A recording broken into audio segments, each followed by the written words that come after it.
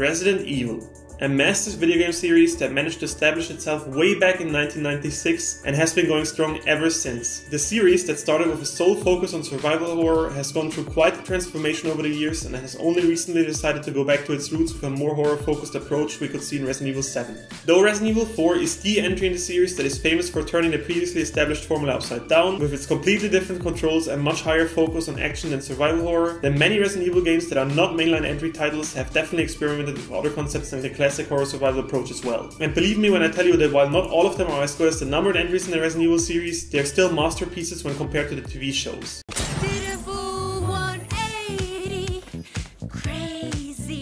Hey friend, I hope you're doing well today and you're ready to dive into another video, where we will talk about the rarest achievement in different video game series. Today, we will look at each and every non-numbered Resident Evil title, meaning that we will take a look at games such as Veronica or Resident Evil Revelations, stories that play out between the numbered entries and may or may not include major characters that you already know from the mainline series. If you're interested in the rarest achievement out of all the mainline Resident Evil games, I already made a video about that topic as well and you can check it out right here. Lastly, before we start, remember that we will always look at the achievement statistics of the earliest released versions of the games that came with implemented achievements, rather than any remasters. We also won't include any of the DLC achievements that were not part of the main game at the time of the initial release. Finally, if you enjoy this type of video, remember to check out the playlist right here, where we look at the rarest achievements of many other popular video game series like Assassin's Creed, Bioshock and Uncharted. If you have any idea for another video game series that I should cover in the same way, or just want to give me general feedback, feel free to let me know in the comments what you think, and please like and subscribe if you enjoy the content. I would appreciate that a ton. So, with all that said, let's jump right into the video. We're starting the list off with Resident Evil Revelations, a title that originally released on Nintendo 3DS and would later be re-released in HD for the current console generations at the time with implemented achievements that could be earned. The game takes place shortly after the events of Resident Evil 4 and it introduces us to some familiar faces as well as new characters. Story-wise, we're in the middle of the Mediterranean Sea, mostly in control of Jill, who is looking for a partner Chris at his last known location, which is obviously an abandoned ship in the middle of the ocean, full of bioweapons. Not only that, but we quickly discover that Chris is not on the ship after all and that we've walked right into an elaborate trap set by a bioterrorist organization. The game switches between Jill, Chris and their respective partners constantly, keeping things fresh and interesting as we have to solve puzzles, gun down monsters and figure out how to bring down those new villains that once again threaten everyone and everything. Next to the story mode, the game also introduced the raid mode. Raid mode lets you replay specific areas of the story that are filled to the brim with monsters, rewarding you with experience and battle points you can then spend to upgrade your weapons. Next to the weapons, it's also possible to unlock different characters for the mode, which all have their own unique traits that can be used as you see fit. Overall, the game received rather positive reviews, with many critics seeing it as a much needed step back from the over-the-top action in Resident Evil 6, and a return to the more survival-focused horror the series is known for. Next to the positive feedback, Resident Evil Revelations was criticized for the fact that it was a rather lazy port to the console, since it was basically just an HD upscale of a Nintendo 3DS title. Some critics called the entry bland and forgetful, especially when compared to the other mainline entries. If you do want to earn the rarest achievement in all of Resident Evil Revelations, you will have to play the raid mode that we've mentioned before quite a lot. To explain what you have to do, there's a total of 4 bonuses you can get after completing each level, but you must meet specific conditions to do so. There's the 1 bonus for being at the same level or the lower level than the monsters you fight, a bonus for killing every single bioweapon in the current stage you're playing, and a bonus for doing all that without taking damage. Only if you meet those 3 conditions will you unlock the last bonus, called Trinity bonus, which is basically just a reward for beating a stage with all these conditions applied. To unlock the absolutely rarest achievement in Resident Evil Revelations, the bonus demigod achievement, with an ultra rare completion rate of just 3.2%, you have to earn 150 such bonuses. As you can imagine, that means that you must do an outstanding job on your playthroughs through the different stages and requires a lot of grinding so you can memorize enemy patterns and spawn points and keep your weapons upgraded enough to keep them efficient against the many different bioweapons you'll meet. Raid mode will be your last gatekeeper before you unlock the rarest achievement in Resident Evil Revelations. So pick whichever character you're most comfortable with and don't get seasick while you rush through the narrow, dark corners of the abandoned cruise ship. Best of luck to you. Taking the 7th spot on this list, we have Resident Evil Code Veronica X. In this title, we're in control of Claire Redfield once again, who just managed to narrowly escape the disaster in Raccoon City with Leon and Sherry in the events of Resident Evil 2, and is now looking for her brother Chris Redfield, who she presumes is held in another Umbrella facility in Paris. Things take a chaotic turn as always, and Claire eventually ends up on Rockford Island as a prisoner, where she teams up with Steve Burnside, exploring a zombie-filled island, meeting 2 very interesting new antagonists, and eventually running into Wesker himself. The game managed to establish itself as a very beloved entry in the Resident Evil series. achievements. When it comes to gameplay and controls, the game relies mainly on the tank controls you've come to know from the previous titles. And while I will never again make the mistake to call these controls with the camera in the older Resident Evil games clunky, as this is rage-inducing to many of you, let's at least agree on the fact that they might take some time getting used to for the unfamiliar player, especially if he's rather used to the controls from the newer titles. While the original release of Code Veronica was very much beloved, the HD remaster that included achievements got similar feedback as Resident Evil Revelations. Overall, the game got criticized for being a rather lazy HD remake that didn't add anything new to the title other than a major graphics update. Achievement-wise, the rarest one you can earn in all of Resident Evil Code Veronica X is called Battle Master, with an achievement of just 2.3%.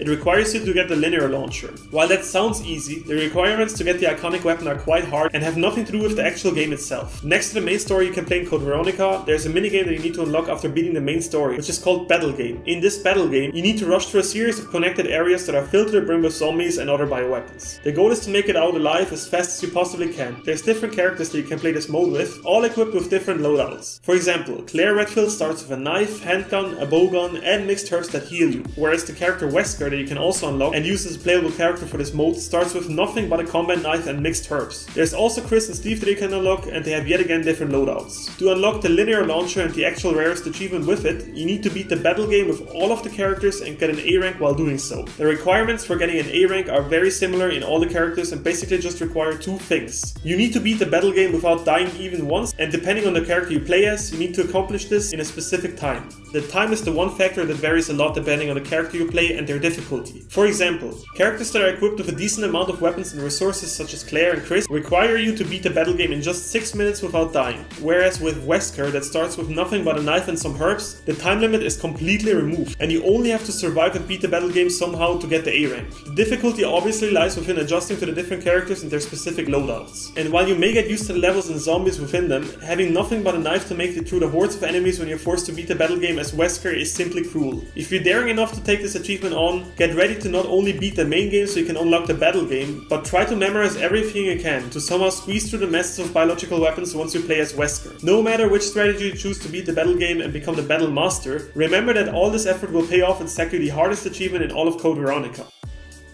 Resident Evil Operation Raccoon City comes in at rank 6. It is the first non-canon entry in the list so far, meaning that everything you do in this game is not actually part of the Resident Evil universe, but can instead be disregarded. The concept of the story is fun anyway, as we follow a team of Umbrella soldiers into the zombie-infested Raccoon City and see them interact with many iconic protagonists and antagonists of the series. The game takes place during the events of Resident Evil 2 and 3, and it's a third-person shooter that you can play with up to 3 friends. The game lets you choose different characters that all have unique strengths and abilities, and just as we've seen in the raid mode of Resident Evil Revelations, you can upgrade your equipment here too. Next to the main story that takes you through familiar places in the city before it got nuked, there is also an online mode in which you can play different modes such as versus matches or fight over objectives. Review-wise, Resident Evil Operation Raccoon City is by far the worst rated title we've looked at so far, with critics calling the game lackluster, uninspired, repetitive, and heavily criticizing the AI that you have to rely on if you can't get your friends to play the zombie shooter with you. The game looked especially bad when compared to similar titles in the same genre. While critics disliked the game for its technical issues, lots of players were actually disturbed by one of the endings of the game.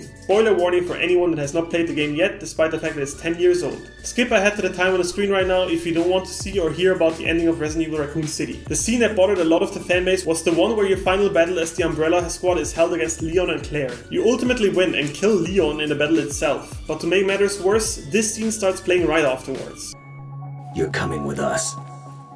Claire, I don't want to go!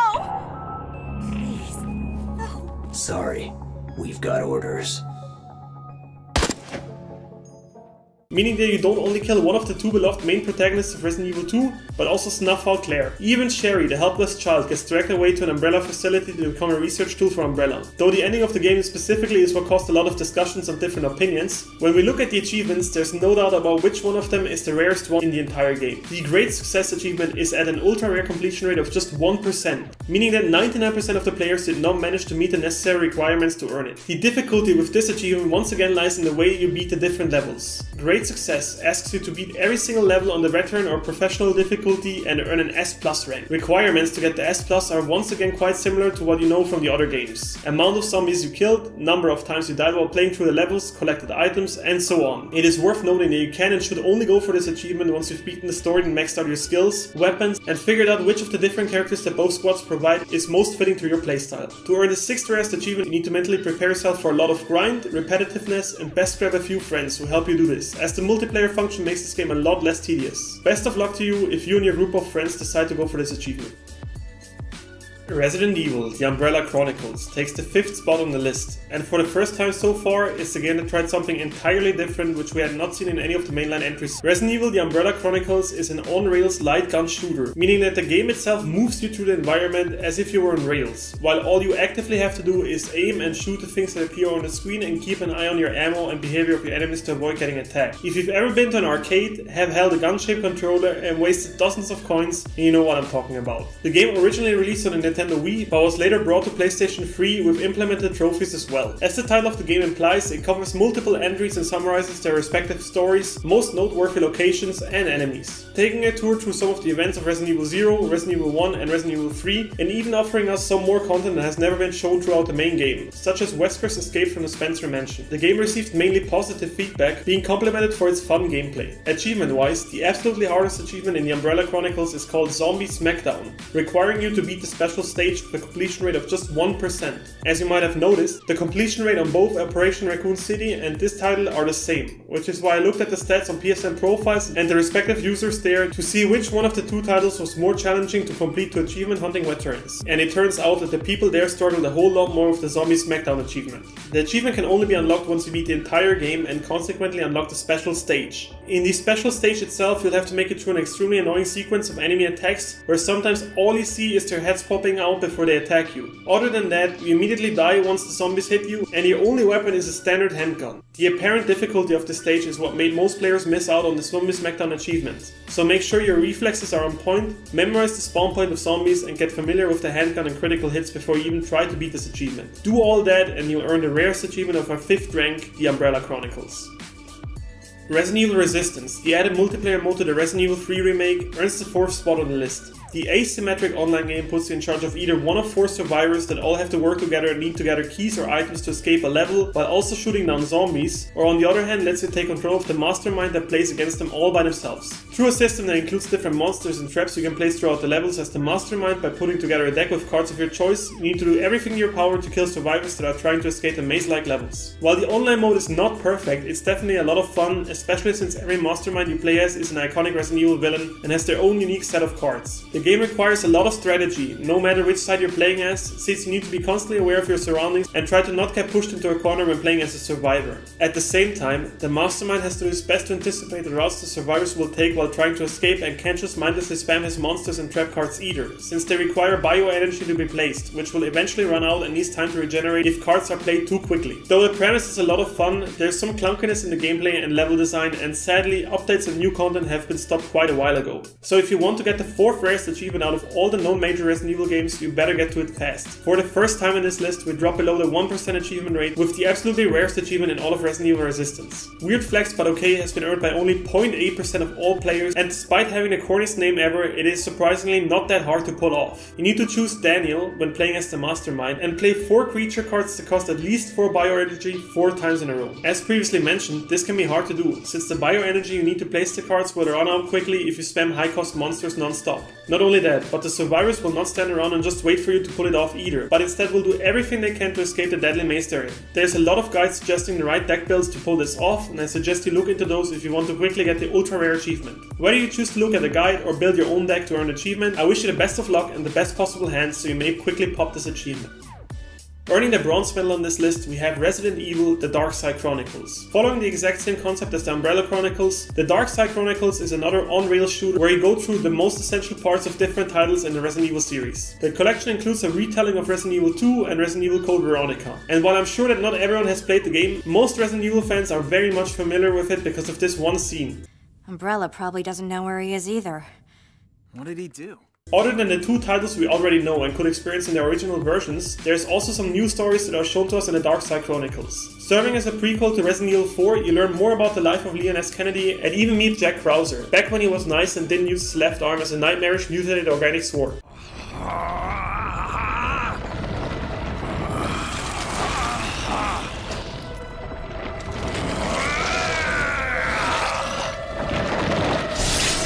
Witness the power! Good old times. Review-wise, the Darkside Chronicles did about as well as the Umbrella Chronicles, which is not surprising since they both share almost the exact same gameplay and have only really changed in the stories they tell. What did change is the rarity when it comes to achievements. The ultra rare Archive Collector achievement has a completion rate of just 0.7%. To give you an idea on why this achievement might be so rare, files and other collectibles in this game are often hidden in the environment you're being taken through, but there's no clue whatsoever on their exact location. So while you have your screen filled with angry zombies that want nothing more than to take a bite out of you, you actually also have to worry about shooting fruit baskets and door lights within seconds before the game itself steers you away from your current location and the chance to get the collectibles in your current playthrough is gone for good. To be honest with you, the items are insanely well hidden and will take hours to find if you don't use a guide to do so, especially since the developers were lovely enough to make some of the necessary archives only spawn in a specific difficulty setting, meaning that even if you shoot the exact place they're hidden in on any other difficulty than the one they're tied to, you will instead find nothing. I pity the poor souls that spend hours upon hours to discover the hidden places where the files are held all by themselves. And while we luckily won't have to suffer through the same because there's guides to help us out, we will still have to show insane reaction time to gather all the items by shooting their hiding spots. A single pixel that's covered up by a zombie on your screen can be the reason why you missed out on collecting an item and need to restart the entire session again. Make sure to watch the video or read a guide on where the exact archive that you need is hidden and prepare to absolutely nuke the place if that's necessary to blast a specific lamp or sign that is hiding your collectible. Try not to get frustrated even if you screw up, and do this for every single level in the entire game. All of that effort will eventually pay off and earn you the ultra rare Archive Collector achievement. At rank 2, we got Resident Evil Revelations 2. Just like in the first part of the Revelation games, the sequel again follows some of the well-established characters from the former parts through different scenarios. The story of Revelations 2 is set between the events of Resident Evil 5 and 6 and features Claire Redfield, which we haven't seen since Code Veronica. Next to her, Barry Burton from Resident Evil 1 is another playable character. The two newcomers that each pair up with one of our veterans are Moira Burton, Barry's daughter, and Natalia Corda. The gameplay is very similar to the first part, using the third-person perspective that the Resident Evil games had consistently been implementing ever since the release of Resident Evil 4. The raid mode also returns once again, though much more fleshed out than in Resident Evil Revelations 1. Review-wise, the game has been highly praised for taking a step in the right direction and going back to what people felt like is the core of the Resident Evil game series. Criticism with the game has mostly been the fact that it was released episodically. The absolutely rarest achievement in Resident Evil Revelations 2 is called There's Something in Here, and asks you to clear the entire 4th episode in Invisible Enemies mode. The achievement has a completion rate of just 0.3%, making it insanely rare. Some of you might remember this kind of gimmick from the Resident Evil 1 remake that had you complete the entire game in Invisible Enemies mode. But for those who don't, it's basically exactly what the name implies. The enemies act exactly as they normally would, tank the same amount of bullets and deal the same amount of damage. The major difference in this mode is that they're completely invisible, and you will have to listen carefully and take your guesses to eventually spot them. While Resident Evil Revelations 2 asks you to only complete one episode with invisible enemies, and the Resident Evil 1 remake wanted you to complete the entire game, it can be argued that there were overall way fewer enemies in Resident Evil 1, and that the zombies there were actually very slow and could be dodged rather easily. In the newer titles, however, there's a lot of variety in the enemies you face. Zombies move generally much faster than they did in the older titles, and due to the design choices and improvements to AI, are overall much trickier to reliably avoid. There's a silver lining though, since the invisibility of your enemies is not as strictly executed as it was in Resident Evil 1. To give you an idea on why the completion rate is so low, consider that episode 4 can easily take up to 2.5 hours to complete, meaning you'll have to memorize a crazy amount of enemy spawns and patterns. Considering that you will miss a lot of shots due to the simple fact that you can't really see most of your enemies, you will also waste a lot of ammo and likely run short on supplies during your playthrough of this episode. No matter how hard exactly this achievement turns out to be for each of us individually, I think it's safe to say that we're all going to be deeply relieved that we won't ever need to do this again once it's over. Best of luck to you if you decide to tackle the invisible enemy mode in Resident Evil Revelations 2.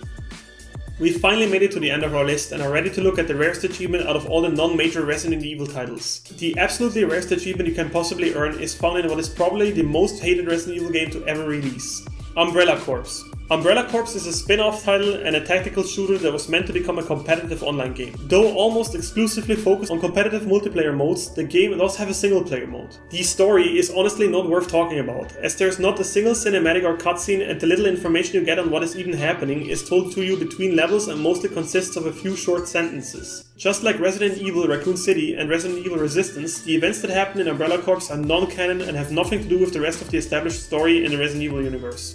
Gameplay-wise, Umbrella Corps is fast-paced and heavily focused on action, allowing the player to switch between third and first-person perspective at will. The game is the worst reviewed Resident Evil title to date by a long shot, specifically because of its clunky and repetitive gameplay, uninspired level design, and the fact that even when working well, the game seemed generic and bland at best. Funny enough, the absolutely rarest achievement you can find out of the entire Resident Evil series so far, even including the mainline entries, is tied to the very entry in the Resident Evil franchise that everyone would rather forget about. The "You Can't Touch This" achievement has a completion rate of 0.3%, just like Revelations 2 did. To break the tie once again, I took the statistics of the members of the PSN profile websites into account just like I did last time this happened, and it turns out that sadly, this achievement is actually really the rarest one in the entire Resident Evil franchise. To put into perspective how crazy rare the achievements of Resident Evil Revelations 2 and Umbrella Corps are, listen to this.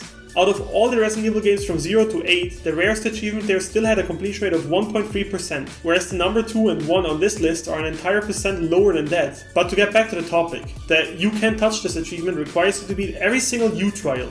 U trials are basically milestones that have multiple tiers and were probably originally meant to be earned naturally while playing the game. The glaring issue with that idea is of course that the game is extremely unfun to play and was basically dead on release. To beat the U trials and earn the rarest achievement in all of Resident Evil, you have to complete a whole list of extremely grindy and very specific milestones, such as killing enemies with very specific guns, while you're crouching, while hiding behind cover, and while using your melee weapons. The same applies to the different kind of grenades you have, and there's also U trials for helping your teammates by earning unique MVP rewards that are tied to taking a passive or offensive approach in how you play the match out. There is also a U trial that asks you to play 500 matches, one that wants you to have a KDA that is over 1.5 for 30 times, and a bunch of other ones that ask you to be the MVP but in very specific categories, like having the most kills, most assists, etc. All of those also need to be earned 30 times. To summarize the U trials, they're mindless torture and nowadays can realistically only be achieved by teaming up with a group of people who are hunting for the same achievement and are willing to boost it with you. Even then, the requirements you have to meet are insane and will have you play hundreds of boring and dull matches and kill thousands of players in very specific ways. It's very apparent why this is the rarest achievement in the entire Resident Evil series. And honestly, I'd much rather go for Resident Evil Revelation 2 than put myself through this hell. If you want my advice, don't subject yourself to this absolute garbage and spend your money and especially your time on other high quality Resident Evil titles, since there's thankfully a lot of those. If you're crazy enough to take this achievement on or have actually done it already, then you are indeed in possession of the rarest achievement in the entire Resident Evil series. And not just that, but the "You Can Touch This" achievement will most likely keep being the rarest achievement for the foreseeable future, as it's very likely that Capcom has learned from their mistakes and won't ever release other titles that will flop this hard again.